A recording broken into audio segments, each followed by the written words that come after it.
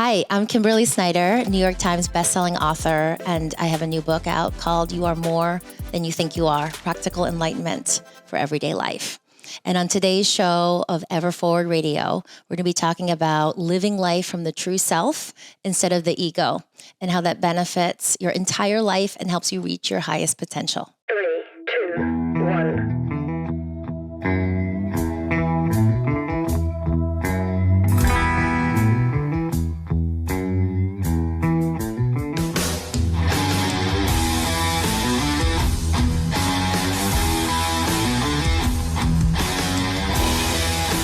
Kimberly, officially welcome.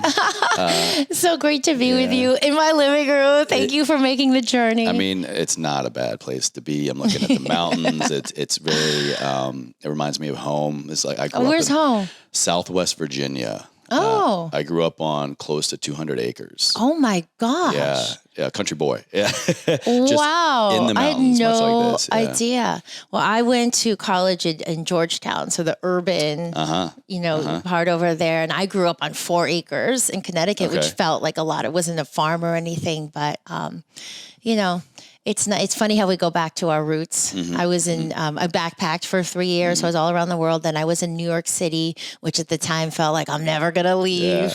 And then I started migrating out here to LA with clients, and I was sort of back and forth. And then I was in West Hollywood, and then I moved to Venice, and now we're here in the mountains. Keeps going west and west. It keeps going more expansive. And then John and I, my husband, we bought our farm in Hawaii. So we're there at least once a month now. And that is very rural where we are. We're in the jungle over there. Yeah, it's so funny. Like how in search of more in our path of life of moving forward, it's really just more of kind of coming back home in a way. It is. For me, it's about, and this is something that I've learned through life. It's less adding and more just stripping away. So for me, having more stillness, more quiet, I don't need all this stuff that I loved in New York City. I think there's a time and a place for that. In my life, it felt really exciting to go to new restaurants and brunches and all the things and all the events. But now for me, it's more about just more peace and less crowds, more space, more nature that feels deeply nourishing right now at this point in life. And I think that really is, like, if I had to say my words here, the secret sauce for what you talk about in your book and really your whole world, your content and everything is helping us get back to that, kind of going back in this innate knowing of if we don't know who we are, it's like, it's there. It's been there the whole time, basically. And it's just kind of this peeling back of just even a layer to get closer to that. Yes. So that we can become the person that we think that we want to be because we already are them, So I'm so passionate about this particular book, Chase. It feels very different than my previous books, everything about it. But yes, I think about all the ways in which we keep ourselves small and we suffer, and all the pervasive fears, which are around not being good enough, not feeling enough, comparison, always wanting to get more and more. And it does come back to this core thing, which is, are we identifying with the ego or are we identifying with the true self? So like you said, the true self is this inner resource. It's this part inside of all of us, but it's usually dormant in most of us because we identify with this primal fear. We identify with what we can see with the physical eye. So it's like this matter. So what I've learned from these ancient teachings, which are highlighted in this book, and I didn't know this until I started to go really deep in, is that the way it's explained in Vedic philosophy is that there are 2 parts of us. This outer part, which is called the ego, the false self, the pseudo self. And this is the part of us that is always engaging in the 5 senses. So everything from our peripheral nervous system, like I said, what we see with our physical eyes, what we hear. So we tend to, and this is the part of us that, Wayne Dyer says is the less than 2% of who we are. And the Vedic texts say it's not who we are, but we think that's who we are. So we put our full worth in what we look like and what we're doing in the world and what we can see and pick up. So how much money I have and how big my muscles are and all of this stuff. And there's nothing wrong with wanting to improve ourselves or to, have financial abundance or to be fit. But the issue is when we put our worth and our identity in that. What we can shift into is this true self. This term means this part of us that can't be quantified. So it's this inner resource, like I said, this very stable part of us that's courageous, it's calm, it's infinitely creative, it's infinitely loving. It's the voice of our heart, it's the voice of our intuition. In spiritual terms, we can say it's spirit individualized or the universe inside of our us. Divine self. Our divine self, the soul. Quantum physics would say it's this unique gravitational field that runs through us on a cellular level and around us. So there's many different ways to kind of, add it into the constructs of words. But it's this part of us, Chase, that, is watching the thoughts. We all know there's this deeper part of us. And so through practices and techniques, what we can learn to do is shift from identifying all the time with the ego, which is where fear lives, which is where not enoughness lives. And then we shift to the true self. And the benefits of this are our whole life changes. It means we to say the least. open up the door to really tapping into our best ideas, our best solutions, to true abundance, real confidence, real vitality. And, for me, these teachings, it was really important to present them in a very practical way.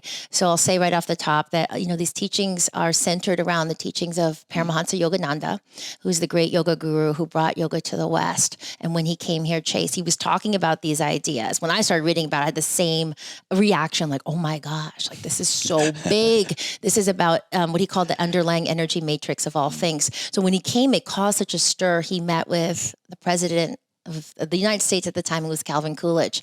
And up until this modern day, leaders like Steve Jobs, for instance, read Autobiography of a Yogi by Yogananda every single year. It was the only book on his iPad when he passed. Wow. And at his funeral, it was the book he gave to the 500 people that were there as his last message he wanted to leave the world. Powerful. It's powerful. So it's, I think we get you have a lot of fun, or some people get obsessed with all this new stuff, biohacking, new studies, whatever. And that's great. That's fun.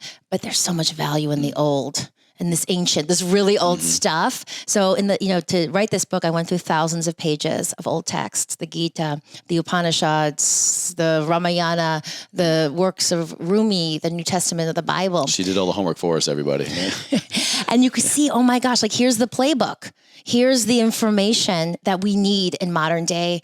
And so, this old stuff, so to speak, Chase, is something that I find in the world, and I think you'll agree with me, is needed more than ever. There's more fear, there's more confusion, there's more separatism. So we need this. Yeah. And that's one of the things I wanted to ask you about. It's very clear in your work that you've done the research, you've done the homework. And I think outside in, that can be intimidating for some people, for a lot of people, because we tend to view that as, oh, well, if that's the path necessary, if those are the steps necessary to achieve enlightenment or just to be happy and to go on this journey of knowing who I am and being secure in that, I don't know if I can commit to that kind of thing. And what I love what you do is that you do the work for us, but then you translate it in a way so that we kind of don't have to. Yes. Oh gosh. Oh no, you don't have to do any of that research or reading. You can if you want. No, it's synthesized here. The most important thing, and I hope this is very clear in the book, and this is what Yogananda says, all of this is about going into that deeper part of us. So it's like I would read Eckhart Tolle, for instance, and I love him and his overarching philosophy, but it was like, what do I do with this? Like, how do I really live in the now? How do I apply this? How do I go beyond thought? And what Yogananda is very clear is there's none of this, like we're not asking anyone to believe blindly. There's no blind dogma. It's all about the experience. So the most important thing is in the book is, we're highlighting teachings, simplifying them, really distilling them down.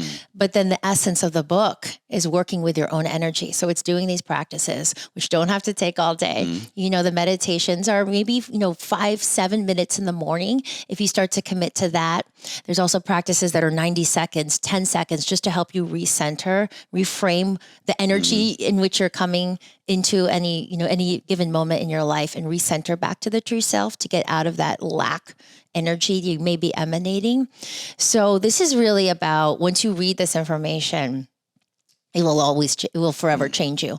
There's a quote by Yogananda, I'm paraphrasing, where he says something like, a cave can be in darkness for thousands of years, but bring in the light, and it's as if the darkness was never there. Wow, yeah. So once you read this, it will shift the way that you look at things. But then if you can apply even a few minutes of this practice, so we're balancing all this outer emphasis, activity on the ego with moments to connect inside to our own energy and nurture that energy from the inside, then our lives will transform from the inside out. Your title for me brought about this question immediately of, you are more than you think you are. So does that imply that we have a baseline knowing of who we are and we think that we are capable of more? Or do you think, maybe a blanket statement here, do you think most people are struggling more with, like, I don't know who I am, so I don't even know what more I could be? So I think most people, let's say I ask you, I ask any person, like, who are you? People will list things like, oh, my name is Bob, and I'm a husband, and I'm 32 years old, and I have one child, and I'm an accountant. And so when you ask people who they are, they go into labels, right? We go into or quantifiable things. Professions, I weigh titles, 140 pounds. I'm 32, blah, blah, blah, like numbers or labels or all these ways in which we kind of parcel things up. And so, or you could say, people say, well, these are the things, but I don't really know why I'm here. It's a combination. So what I'm saying is, who you think you are, like these labels, that's all of the ego. And ultimately that's really small stuff. Mm-hmm. You're more than that, because when you tune into this power inside of you, again, this dormant part of our personality, you start to unleash that. There's infinite. For me, when I started to do this work, actually, can I share with you what happened? Please, yeah. So, we're not just talking like it doesn't, because the story is the book is very grounded. You'll see it's very practical stories, practical life. So for me, as I mentioned, I was backpacking around the world, and I was like, well, to step back, I didn't know what I wanted to do, right? I was also very confused. I went into college with a partial science scholarship. I thought at one point I might be a doctor, and then I interned in a hospital and realized that was not the path for me. So I saved up some money, and then I started traveling around the world, and what I thought would be a few weeks, but it ended up being a few years. I was doing it really inexpensively.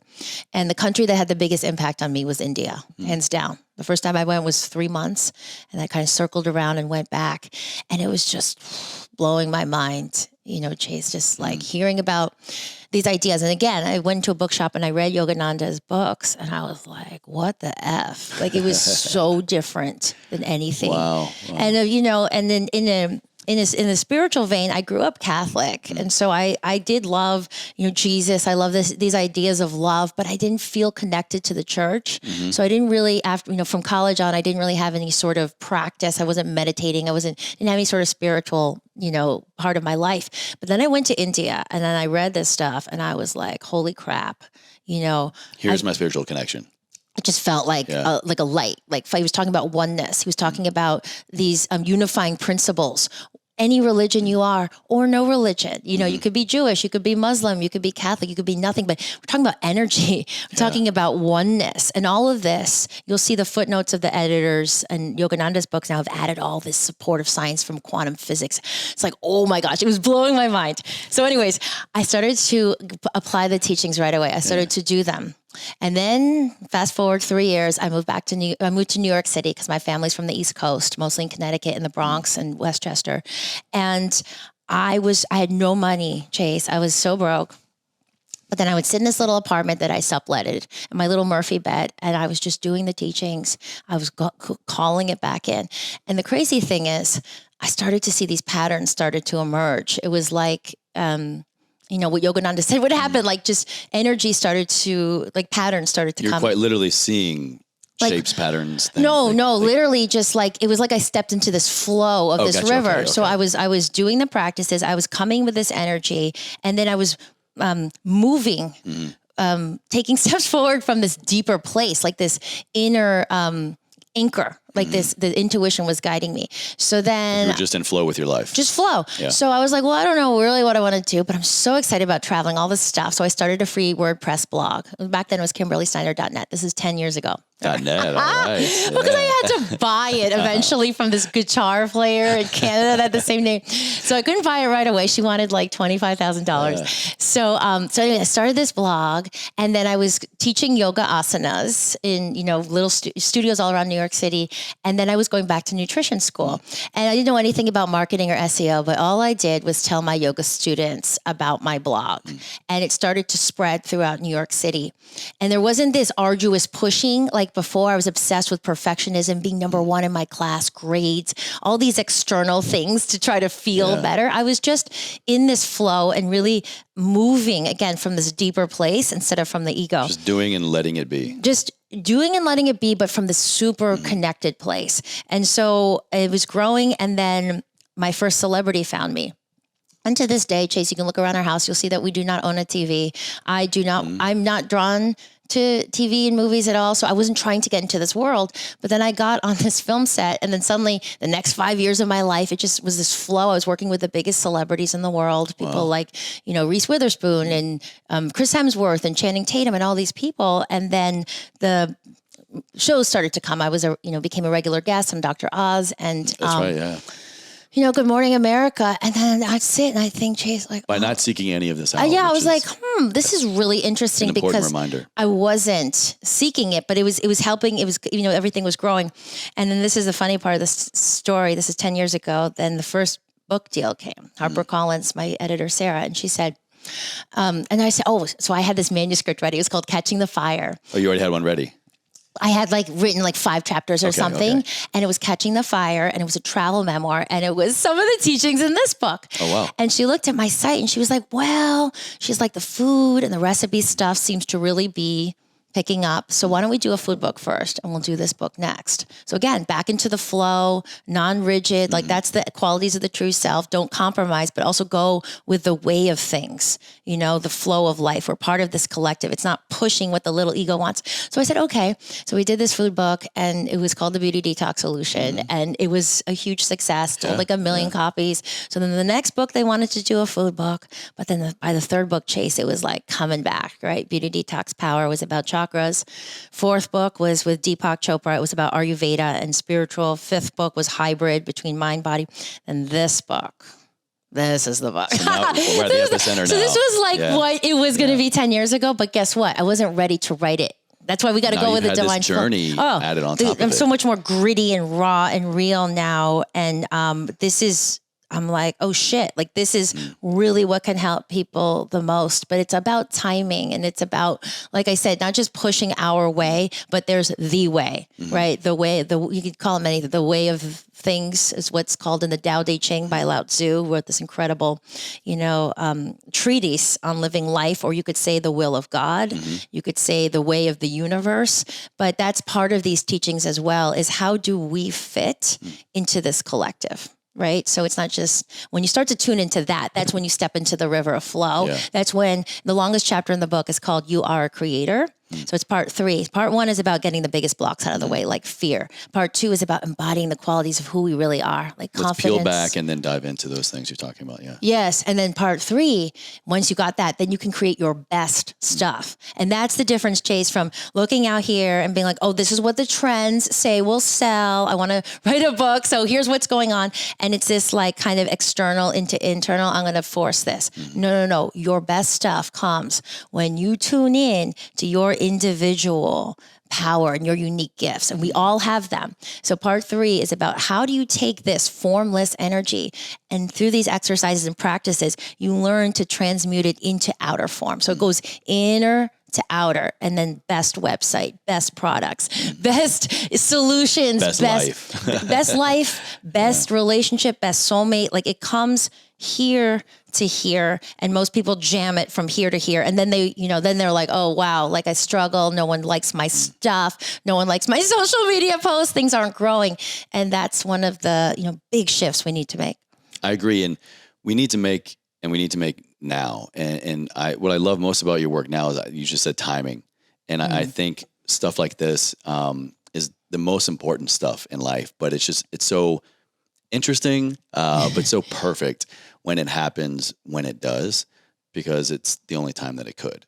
And where we are right now in the world, I think work like this is just, it could have only happened now. Yeah. So do you agree? And like, in how, I don't want to say, proud, but how excited are you for the world to be in a place, I think in a much more receptive place now for work like this? So I am, like I said, this book feels very different than the other book. So for me, this book came down when I was 34 weeks pregnant with Moses, who you just met, my baby son. He hooked me up with some killer blue Play-Doh. He does. He gave you some Play-Doh, probably. Favorite. How did he know? Yeah. So I was at a time in my life where I was trying to slow down, like 34 weeks, third trimester. And it was like, Spirit wants this now. It's like I don't have a choice. You just get out of the way. So then I reached out to Deepak and I told him about it. And he's like, this book belongs with Hay House. And previously the book that Deepak and I had worked on was with Random House. And then my last the 3 books were with Random House. So there's a different publisher. And he's like, this publisher really supports this message. So then he connected me to Reed Tracy, who's the president. And he's like, Reed said, well, what's your book about? So I told him. And I think 3 days later, I was presenting it on Zoom. 3 days. 3 days later. And then I wrote a sample chapter. And then 3 days before I gave birth, I signed my book deal. Wow. And then I waited 60 days. And then I started writing. So I guess to answer your question, I do feel like timing is part of this. I do feel like we are in a very different place in life than when we started the pandemic. I think people are more open. People are looking for real, like, what does real safety and security mean? It's not going to come out here. What am I going to do with my time? Because we realize anything can happen at any time. So for me, I am very excited. I'm very passionate about sharing this. This isn't, something you need to buy. It's not like these devices for mitochondria or a bunch of, new mattress that's going to make you colder at night. So all this stuff. And I'm not belittling it, but I'm just saying there's a lot of stuff. This is about going in. This is free. All you need is yourself. And, this $20 book to learn about these teachings, but you're here inside of you. And this is like as stripped away as we get. And so I feel like, Chase, and I say this from the bottom of my heart, I feel like I am in service to the book. This doesn't feel like my book. These teachings are here for everybody. Spiritual equality, these can help everybody. Everybody, I'm 100% confident will read these teachings and some part of it will activate something inside of you because this is for everybody. This is truth. It's just that a lot of people don't have access to it. So then we continue to flounder. We continue to be confused, all the ways in which we become more frantic and we, grab for things outside. We think love comes from outside of us. We think that validation and peace, all this stuff has to come out here. We are love. And it's not true. We are validation. We are peace. That's right. It comes from the inside. And then let's talk about love for a second because, again, I look around the world. I see a lot of people are lonely. Do you notice that? There's a lot of people because of COVID, if you had a partner, maybe you didn't have a partner, there's a lot of people on dating apps. There's just a lot of people that I sense energetically just don't feel like they have that real fullness of love.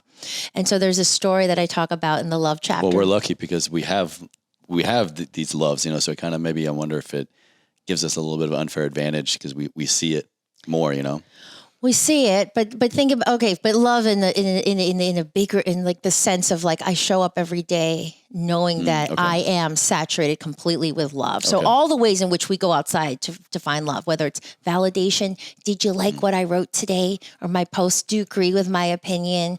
All the ways, like that's all ways of trying to find love. And this story that Yogananda tells in one of his writings, he talks about this Himalayan musk deer, real species of a deer that lives in the Himalayan mountains of India. And in the spring, there's a sac in its abdomen that secretes this kind of musk. And it's really enticing and intoxicating. And so it starts to come out and the deer starts to sniff around the rocks and go over the logs. Like, where is this smell coming from? What is that aroma? All the while it's coming from themselves. And this is the sad part of the story. Some of the deer get so worked up and they can't find the source of the musk. So they literally throw themselves over the cliffs in the Himalayas to their death. They really get that agitated. All the while, the Musk was inside of them. Wow. So I think as humans, that's how we go about our search for love, right? It's always like, how do I find it? Is it going to be, are people going to love me if I really lose the weight and I go to the gym every day and I get big muscles? Am I going to find my wife if I get promoted and now I have this amount of money in the bank? Am I going to be loved if, I wear this right outfit or if I have this amount of social media followers? It's always out here. And what we need to realize is that we don't get married or find a girlfriend or boyfriend, whatever it is. We don't get love from anything outside.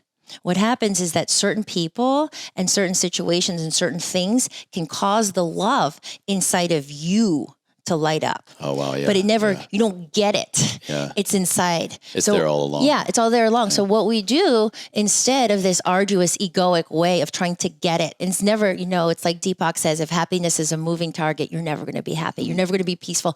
So it's like you have this amount of money.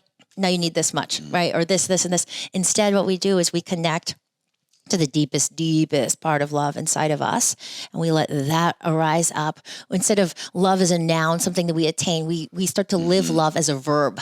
So love becomes a living energy in our life. We do that by activating love. So instead we can spread kindness. We can be grateful. In the morning, we can cuddle our pet or who's around, or we can send a text to someone right away and tell them that we love them. We can be extra kind to the barista where we get coffee, whatever it is. We start to activate it as an energy inside of us. And then it builds. We give it to receive it. We give it to activate it also. Yeah, we connect to it and then we activate it and then we live it.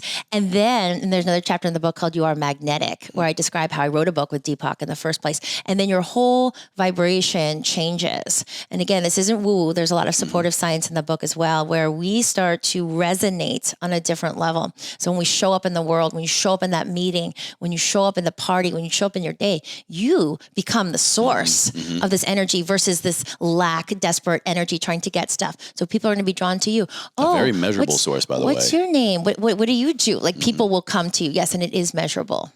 It's powerful. I mean, I think, what is it? The heart emits an electromagnetic wave that is measurable 3 feet away from you.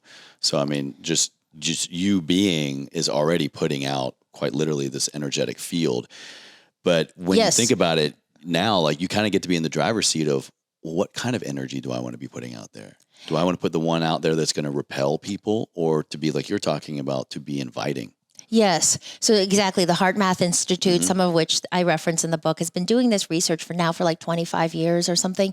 And it really does measure this eminence, this radiation, this energy that comes from the heart is something like 60 times more powerful than the head. Yeah. So a lot of times though, Chase, we don't know what energy we're putting out. So here's a very simple practice that you can do moment to moment or 10 seconds. The mind will trick you, right? The mind will tell you stories. Yeah. It's all wrapped up in trauma that we have from childhood, triggers, reactions, all these different things that we have. So sometimes we don't know, and we don't want to go to the mind because the answers that we'll get there could be confusing, or they may not be exactly aligned. So where do we go if we can't trust the mind? We go into the body. Okay, the body is a much more pure source of wisdom. So moment to moment, let's say, I'm like, what kind of energy am I putting? I'm not really sure, especially for men. I'm not picking on you guys, but you guys can. So forget all that. Go into your body. And where do you go specifically? For this practice, you go into your heart. And you ask yourself this one question. Am I in the true self right now, or am I in ego? And if you're in the true self, it's going to feel what the feeling in your body and your heart specifically that you're looking for is expansive. Okay. So this is the energy of the true self. The universe is always expanding, they say. So that is our nature. We are dynamic beings. So expansion means open. It means bliss. It means more joy. It means we're not boxing things in. Okay. If we're an ego, what you're going to feel is some sort of tightness, constriction, like things are getting smaller. That's the energy of the ego. I'm keeping things small. I'm putting people in labels. I'm talking shit about people. I'm being judgmental. That's not who we are. It's not who we are. So anytime we're doing that, it means that we're an ego, and it means that the frequency in which we're putting out is disharmonious. It means we can quite literally block ourselves. Just listen to our body and just see where and how it feels. And that can be kind of a telltale sign of, That's right. Here. That's right. So in the beginning, we need to really rely on the body more because the mind is tricky, like I said. So that's a very simple preliminary practice for just starting to say, oh, If this is happening here, if I'm feeling tight here, it means everything, the way my voice is coming out right now, the tone of this email, how I'm being in this meeting, everything is going to be of that constricted energy. So what do we do when we notice we're an ego? We pause. Okay. And there's a lot of other practices, but you come back to this moment. So the first thing you do, if you can, you go hide in the bathroom or close your office doors. You just close your eyes for a moment, just recenter. So you feel your feet. Okay. I'm here in this moment. You feel your hips sitting on the seat. I'm not, because a lot of this egoic trigger is from trauma in the past that creates fear about the future. So we're not really here. We're like in our head, like, oh, these what ifs, like Absolutely. the thinking, the mind chatter. What if this guy thinks I'm an asshole and he thinks I'm dumb, right? It's the mind chatter. So we come back into this now. We feel our feet. We breathe, one hand on the heart, one hand on the belly. Feel your heartbeat. Again, this is what practice from the Heart Math Institute as well. Feel the belly. If your breath isn't coming into the belly, it means you're doing shallow chest breathing. So we go down and we recenter. We take 3 breaths or 8 breaths. So back in this present moment, this is where power is. Power is always in the present moment. Fear cannot live here right now. So we just take a moment, we reset. Like I said, maybe you need to go to the bathroom for a second, maybe take a quick walk. You come back into your meeting, you come back to the party, you come back to where you are creating content, and you realign.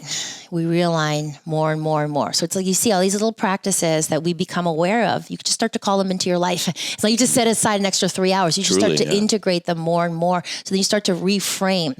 Remember, if the Titanic was over 1 degree from the beginning, history would have changed. So all these little ways, Chase, that we tinker with our energy throughout the day start to accrue and build into really, really big changes in our life. Absolutely, they do. Absolutely, they do. And so that's kind of where I want to go next. So as they've kind of now compounded and these changes are happening in our life, can you walk us through how do we then, we're at a new baseline. How do we like keep growing? Because in my experience, some of these experiences are so life-changing. We think initially, how could it ever be any different? How could it be any better? How could I be any more than this? Like, the first one or few are so profound, but walk us through like the next baseline, the next layer. Like what are practices or the mindset we need to have so that we can stay open and kind of surrender to these next changes that are bound to happen? So I think the path for all of us is nonlinear. So what happens is we go into these moments where it's like a chrysalis, like we're building and building. And then then there's some sort of, spontaneous growth or this epiphany or something that feels like really big. Or major life event. A major life event. Thank you. We'll illustrate this in practical terms. So for me, backpacking 10 years ago, I start my career. I'm doing these techniques. I'm doing these practices. I'm like, wow, this stuff really works, right? It gets exciting. And then you kind of keep going. But then when things are going well in your life, and, let's be honest here, you can dip in and out of practices, right? You're like, I'm doing really good. We get comfortable. Comfortable. Maybe I don't meditate so much today or whatever it is. But then for me, 4 years ago, I hit rock bottom. And when you hit rock bottom and you have these challenging moments in life, you realize, okay, I either believe in this stuff or I don't. And you cling to your practices to keep breathing, right? It's like your lifeline. It was kind of this ultimatum experience for you. So it was, 4 years ago, it was, I mentioned at the top of the show, we found out my mom had cancer on Valentine's Day. And then by the end of March, she was gone. And she was with us at Christmas. So she was this, alive, healthy, amazing woman. And then it was like, it was just so sudden. And then my first son wasn't a year old yet. And then here's the kicker. So then she passes and it was like obviously a big thing. And then I started looking at my life, Chase, and I was like, no, like this is not working. What I mean is my previous relationship. So my older son comes from my previous relationship and he's a great guy. I'm not supposed to talk anything about him, but I was like, this is not what it's not as close. It's just not what I wanted. Right. Yeah. And so I lost my mom. I was a new mom. And then some months later, I became a single mom. So I moved out on my own. And I just remember moving into this house and looking around and being like, whoa, like this is not what I wanted my life to be. Wow. So then I went really deep into this practice and I met with a monk from the Self-Realization Fellowship. And he said, treat your home like an ashram for 5 months.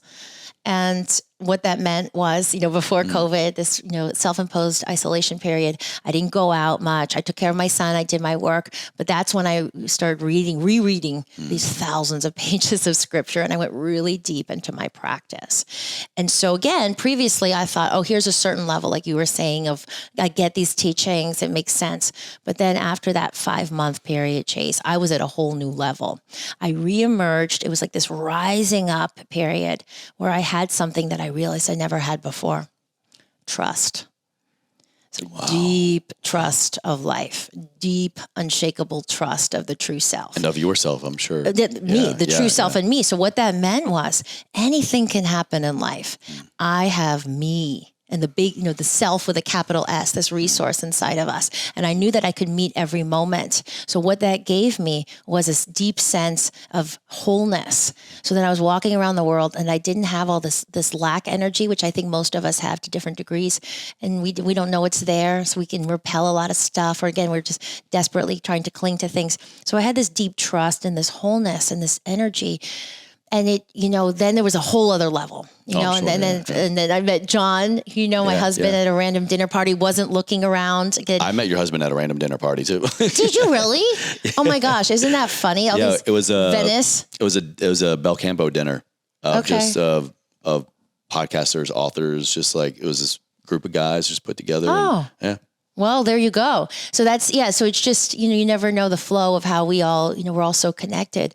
But anyways, what I will say is it gets deeper and deeper. And so it's this experience of understanding that our capacity to hold this energy, it grows. And I was just saying this to someone, over after this break, I had a big experience, and we've been in Hawaii for 3 weeks. We just got back, after New Year's, and I was in that forest. There's this forest on our land, and, I go there for a couple hours in the morning to meditate because I had the space to do it. Doesn't mean you have to do it. Anybody listening to this doesn't have to freak out, but it was like my, it's hard to put these into words, Chase, but it was almost like I cracked and then I reemerged with an even bigger heart. Really? Wow. So I feel like, and again, you don't know, it's like nonlinear, it's like spontaneous, this growth happens. We don't realize that our capacity to love and this energy just gets bigger and bigger and bigger. And this is something that's to be experienced. It's not this like, the subtitle of the book, Practical Enlightenment for Everyday Life. This word enlightenment means freedom.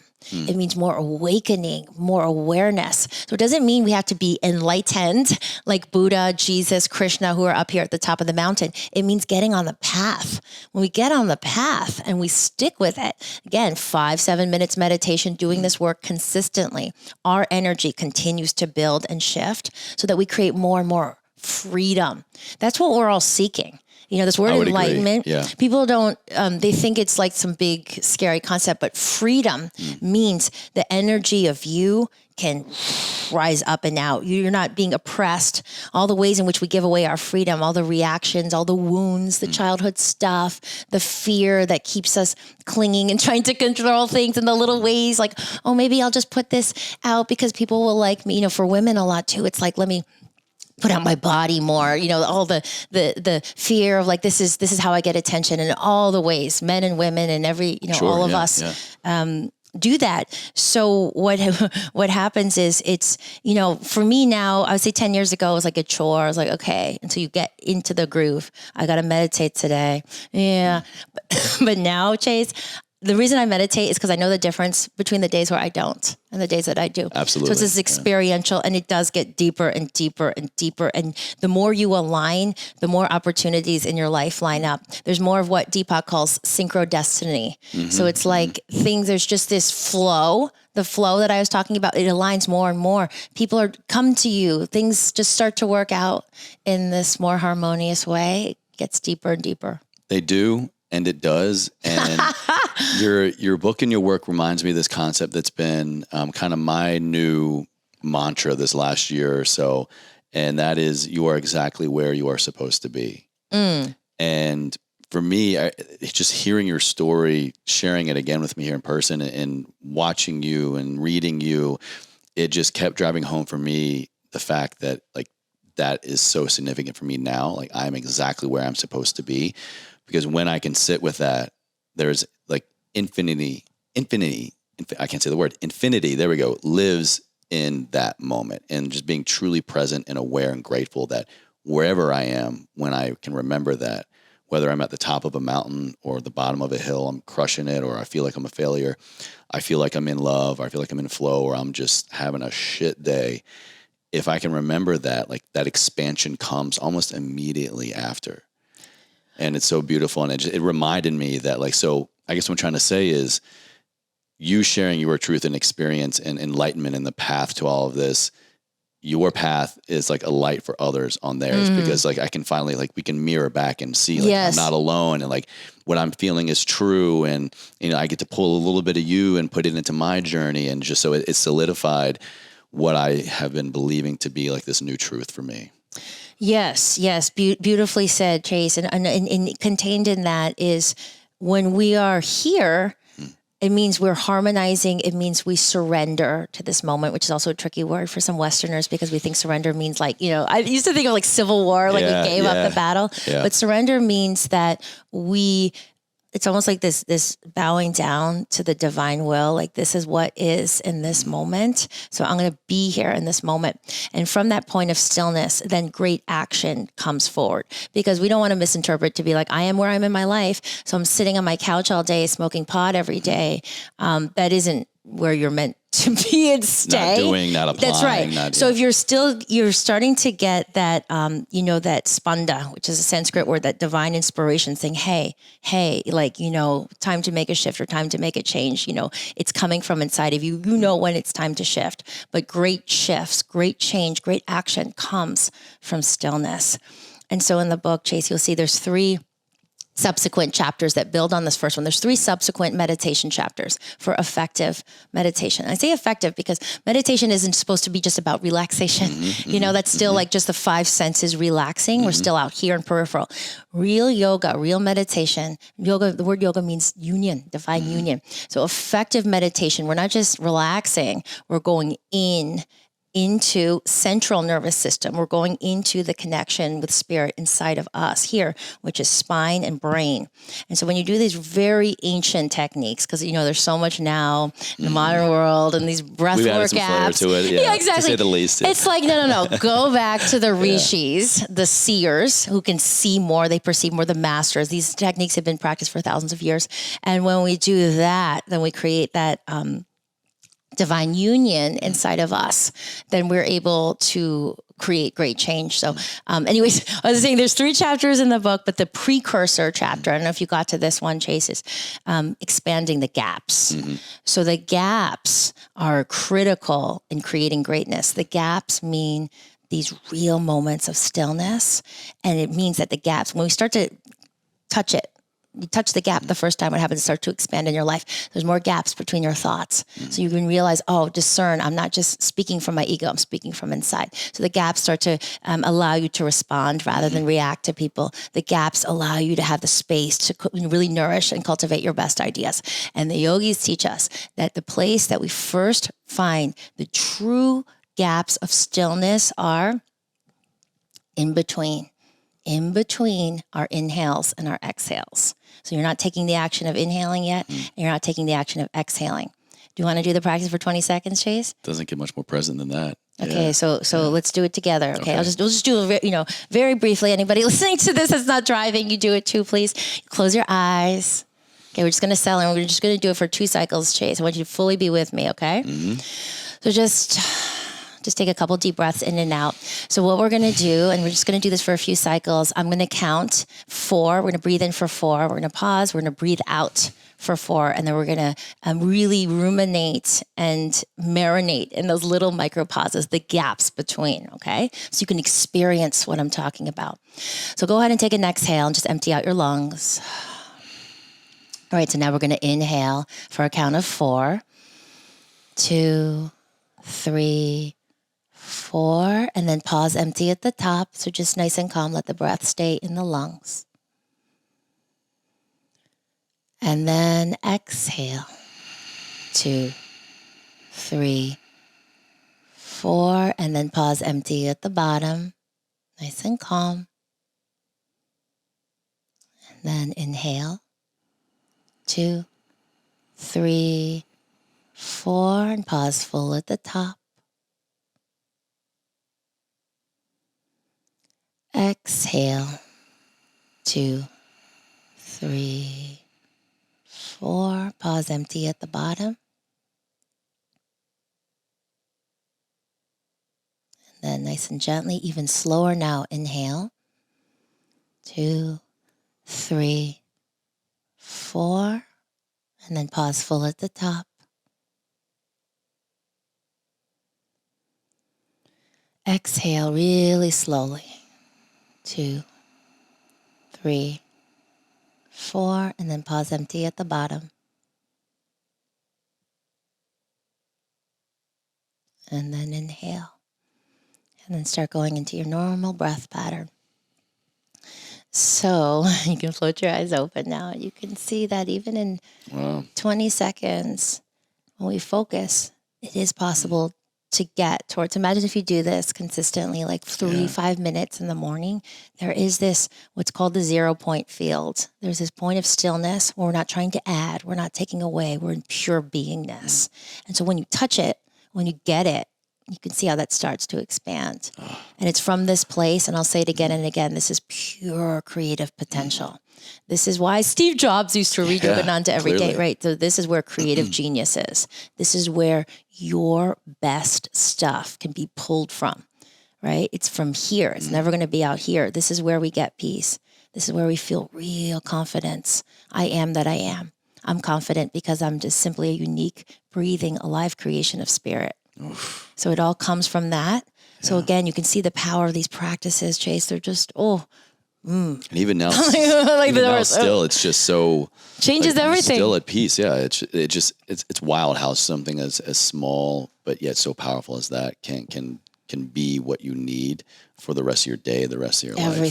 Everything. So then we build on that, and then we go into more really specific things, which again are backed up by science. For instance, the third eye here, when we focus beyond the physical eyes, the rishis see here, it actually activates this part of our brain, the medulla oblongata back here, and this ganglion of nerves around the brain stem. So then this action just starts to open up, expand, goes to parts of your brain with creativity. So now they're measuring meditation more and more and more. So we can see that there is science to this as well, for those of us that have a really, discerning mind. Absolutely. But that there is, like the stuff works, it's experiential. And then there's also this, science, supportive science. It is. It's the clinical, it's the anecdotal, it's the personal, it's the scientific. It's the experiential is everything. Experiential, absolutely. Yes. Well, Kimberly, I feel like now it's my duty to bring us to a close here. Okay. You've been passionate and amazing and energetic, and I thank you for everything so far.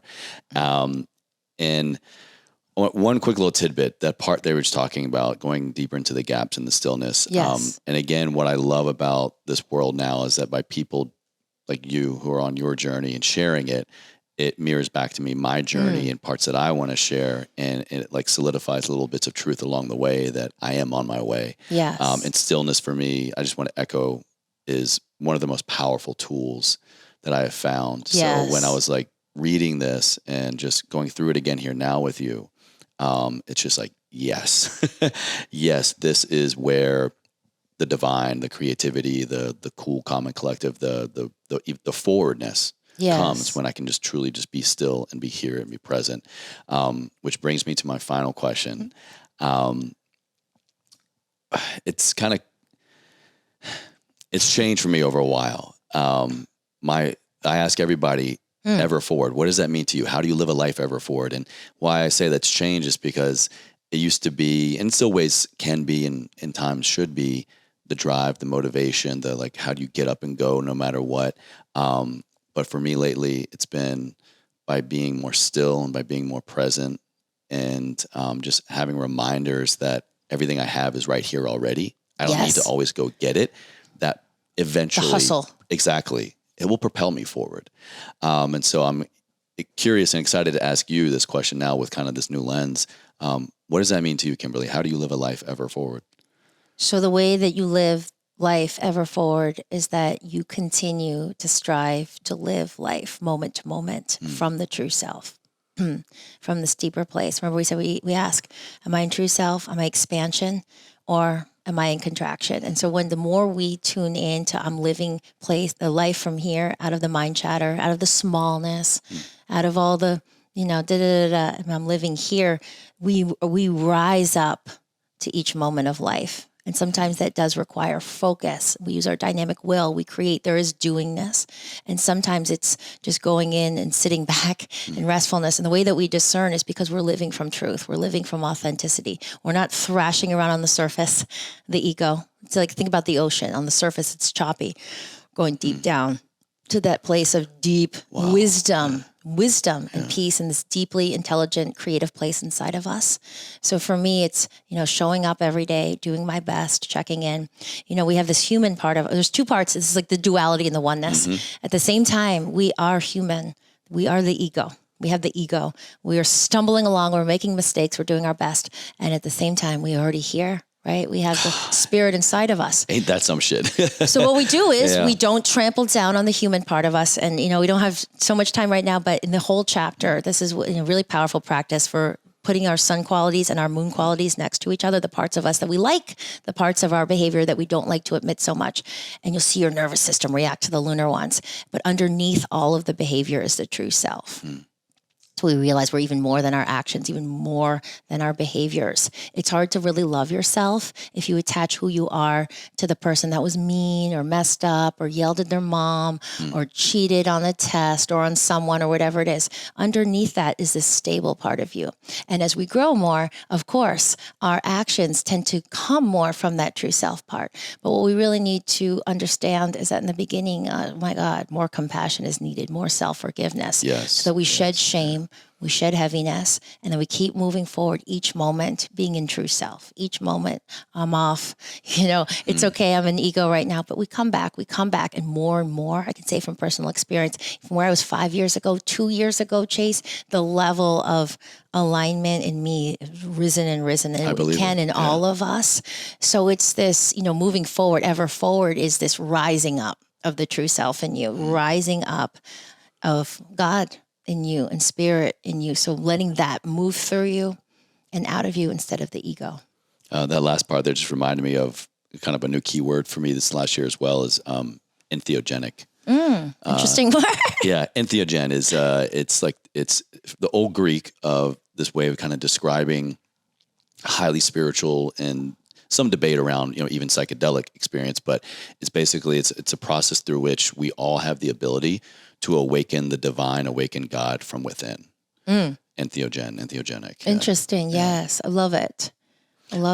Well, I love this conversation. I love you. Thank you so much for opening up your home here. Thank you so much, Chase. I love you too. Thank you for coming over here. My pleasure. Working mom, I begged you. I said, please, Chase, between kindergarten and everything else I'm doing. I appreciate it. My pleasure. And congratulations on your latest work. We're going to have your book and everything listed down in the show notes for everybody to check out. Definitely check out the book. I'll end the interview there. Amazing. So much, Kimberly. Thank you so much.